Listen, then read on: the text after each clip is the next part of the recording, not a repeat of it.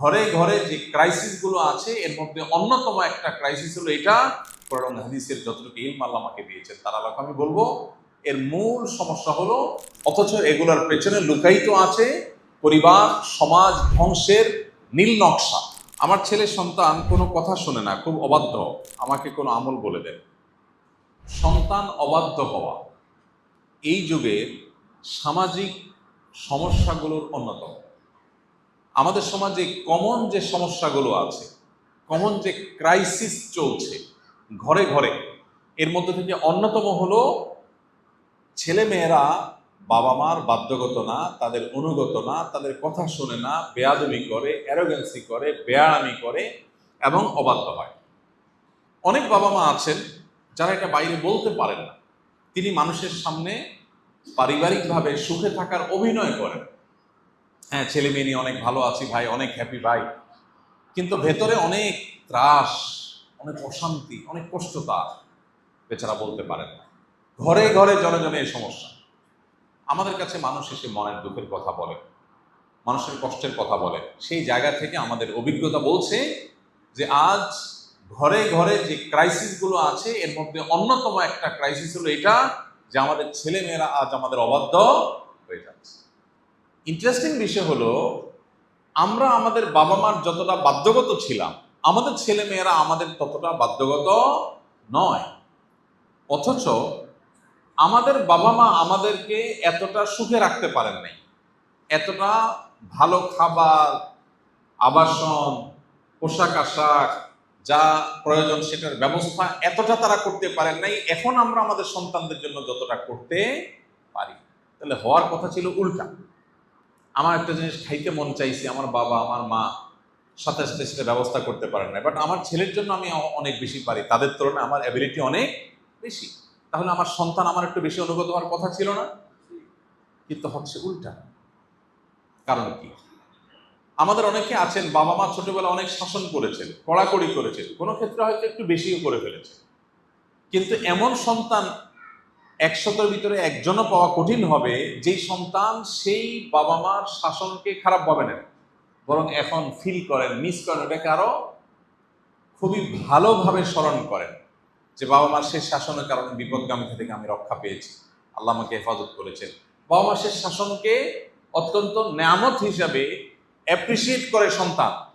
আর এখন শাসন বা প্রহার তো দূরের কথা, সন্তানকে একটু জোরে ধমক দিলেও সন্তান দেখা যায় মন খারাপ করে এবং বাবা মার প্রতি সম্পর্ক নষ্ট হয়ে যায় এবং তাদের প্রতি বিদ্বেষী হয়ে যায়, তাদের থেকে দূরে সরে যায়। এই সমস্যার কারণ ভাইরা আমার, একেবারে মূল এবং প্রধান কারণ যদি এক কথায় বলতে বলেন তো আমার ক্ষুদ্র দৃষ্টিতে কোরআন হাদিসের যতটুকু ইলম আল্লাহ আমাকে দিয়েছেন তার আলোকে আমি বলবো এর মূল সমস্যা হলো আমাদের দিনদারিতার কমে যাওয়া। যে যতটা দিন ধারণ করে, যার ভিতরে যতটা দিনদারিতা আছে, সে বাবা মার তত বেশি অনুগত হবে। আমাদের সন্তানকে আমরা দুধে ভাতে রাখার যতটা চেষ্টা করি, তাদেরকে আল্লাহ ভীরু রাখার, মুত্তাকি পরহেজগার বানাবার, আল্লাহর সাথে পরিচিত করাবার চেষ্টা তার ধারে কাছেও আমরা করি না। তার অবশ্যম্ভাবী পরিণতি আমরা ভোগ করি। কোনো সন্তান যদি আল্লাহর পরিচয় পেয়ে যায়, কেউ যদি কোরআনের আনুগত্য, আল্লাহর নির্দেশের সামনে মাথা নত করার আবশ্যকীয়তা জানে, তাহলে সে কোরআন খুললেই দেখবে যে আল্লাহ মা বাবা সম্পর্কে কত গুরুত্ব দিয়েছেন, নবী আলাইহিস সালাম কতটা গুরুত্ব দিয়েছেন। এই জন্য আমাদের সমাজে এই ক্রাইসিসের মূলে হলো আমাদের পরিবারে আজ দুনিয়ার গুরুত্ব যতটা, দিনের গুরুত্ব তার ধারে কাছেও নেই।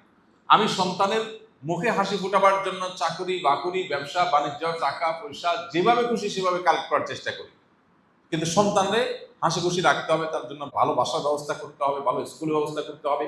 তো আমার সন্তানটা যেন আল্লাহওয়ালা হয়, নেককার হয়, তার জন্য আমি তার ধারে কাছেও কোনো উদ্যোগ নিতে রাজি না। তো যেমন গাছ লাগাবো তেমন ফল পাবো।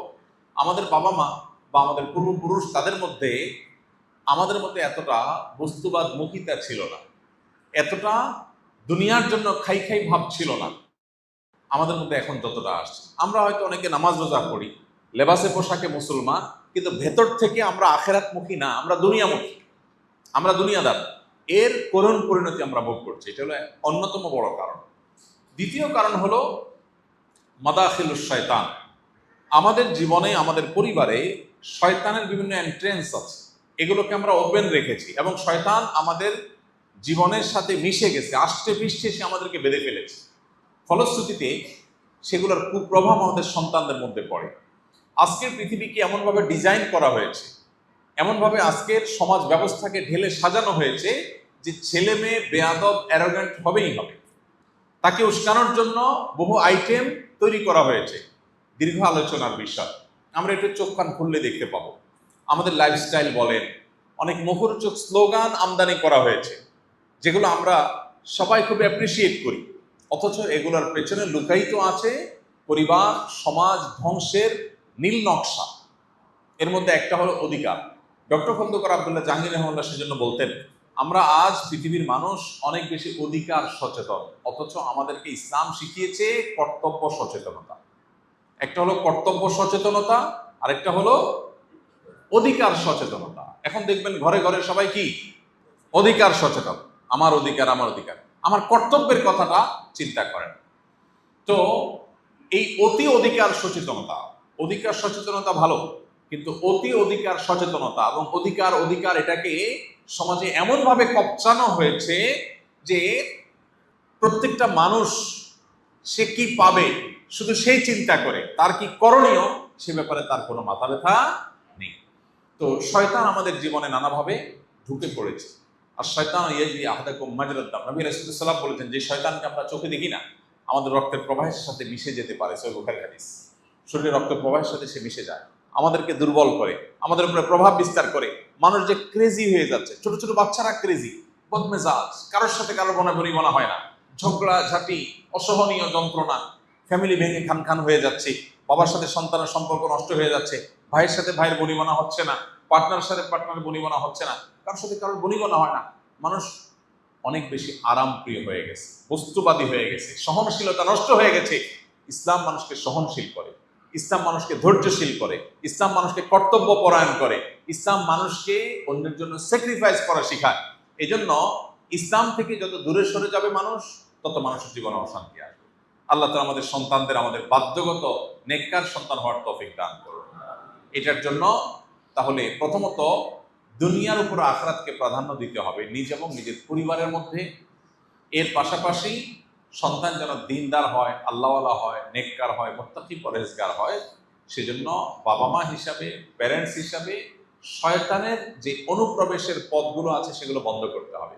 এবং বর্তমান পৃথিবীর যে ফিতনাগুলো আছে, কোন ফিতনা আমার সন্তানকে সাইকোলজিক্যালি বিপদগামী করছে, মানসিকভাবে আমার সন্তানকে বিভ্রান্তির দিকে নিয়ে যাচ্ছে, সেগুলো সম্পর্কে আমার নিজেকে অ্যাওয়্যার হতে হবে, সচেতন হতে হবে এবং তাকে সচেতন করতে হবে। সমকালীন ফিতনা সম্পর্কে সচেতন না হলে নেক্সট শুরুতে ধোকা। আপনি সন্তানকে কেরিয়ার পাগল বানাচ্ছেন, তার কাছে ক্যারিয়ারটা অনেক গুরুত্বপূর্ণ, এই ক্যারিয়ারের জন্য সে পাগল করা হয়ে যাচ্ছে, তার কাছে এর চেয়ে গুরুত্বপূর্ণ বিষয়গুলো অত্যন্ত অবহেলিত। তো এটা দৃষ্টিভঙ্গিগত ব্যাপার। এই ফিতনাগুলো সম্পর্কে আমরা সচেতন হলে তাদেরকে আমরা বাঁচাতে পারবো। আর 3 নম্বর হলো তাদের জন্য আল্লাহর কাছে দোয়া করা।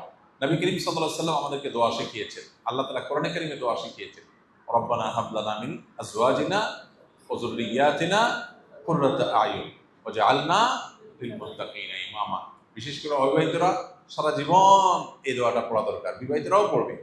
সূরা ফুরকান আয়াত নম্বর 74 নম্বর আয়াতের অংশ, রব্বানা হাব লানা মিন আজওয়াজিনা ওয়া যুররিয়াতিনা কুররাতা আয়ুন। আল্লাহ আমার জীবন সঙ্গী এবং সন্তান সন্ততি এমন দান করেন আমাকে, যাকে দেখলে আমার নয়ন জড়িয়ে যাবে, আমার চোখ শীতল হবে, অর্থাৎ ভালো মানুষ হবে, হ্যাঁ, সব দিক থেকে পারফেক্ট হবে, যে যেন চোখ শীতল হয়ে যায়।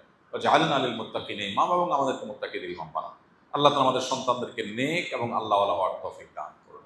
সন্তানকে সমকালীন ফিতনা থেকে বাঁচাবার জন্য সমকালীন চ্যালেঞ্জগুলো, ফিতনাগুলো জানতে হবে, যে কোন ফিতনাগুলো আমার সন্তানকে ধ্বংস করে। এই নিয়ে বহু বই বাজারে এসেছে, অনেক গুরুত্বপূর্ণ আপনার কোর্স অনলাইনে পাওয়া যায়, সেগুলো আমরা করতে পারি।